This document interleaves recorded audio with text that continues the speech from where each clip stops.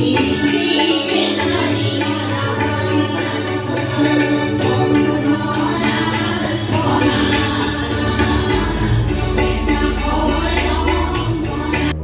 চেলেং অংগ বস্ত্ৰ আৰু মেৰেণ্টৰে আমি আদৰণি জনাইছোঁ।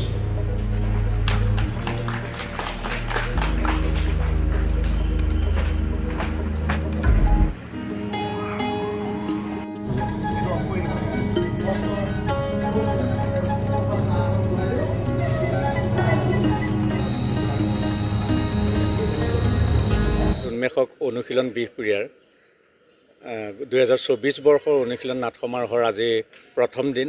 আচলতে প্ৰথম দিন নাছিল, 4 তাৰিখে আমি প্ৰথম দিন ঘোষণা কৰিছিলোঁ, 5 তাৰিখে দ্বিতীয় আৰু 6 তাৰিখে তৃতীয় দিন ঘোষণা কৰাৰ স্বত্তেও প্ৰতিকূল পৰিৱেশৰ বাবে আমি 4 তাৰিখৰ নাট্যাভিনয় আমি পিছুৱাই দি 5, 6 আৰু 7 অক্টোবৰলৈ আমি পিছুৱালোঁ।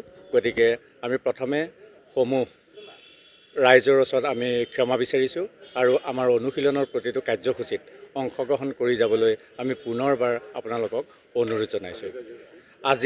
আজিৰ কাৰ্যসূচী হ'ল পুৱাতেই একক ভাওনা সংলাপ প্ৰক্ষেপণ প্ৰতিযোগিতা আছিল আৰু অতি সফলতাৰে সম্পন্ন হৈ আছে। নিশালৈ এখন নাটক মঞ্চস্থ কৰা হ'ব। নাটকখন হ'ল আধা অগা ছবি। নগাঁৱৰ অভিমুখ নাট্যগোষ্ঠীয়ে আমাৰ ইয়াত প্ৰদৰ্শন কৰিব। আমি সকলো নাট্যপ্ৰেমী ৰাইজক আমাৰ অনুশীলনৰ মঞ্চত তেখেতসকলৰ নাট্যাভিনয় উপভোগ কৰিবৰ কাৰণে বিনম্ৰভাৱে অনুৰোধ জনাইছোঁ। কালিলৈ হ'ব আমাৰ অসমৰ এজন প্ৰতিষ্ঠিত নাট্যকাৰ পৰিচালক হিমাংশু প্ৰসাদ দাসৰ দ্বাৰা ৰচিত আৰু পৰিচালিত নিৰ্বাচন নামৰ নাটকখনি আমাৰ মঞ্চত মঞ্চস্থ কৰিব আৰু সমূহ দৰ্শকক সেই নাটখন উপভোগ কৰিবৰ বাবে অনুৰোধ জনাইছোঁ। আৰু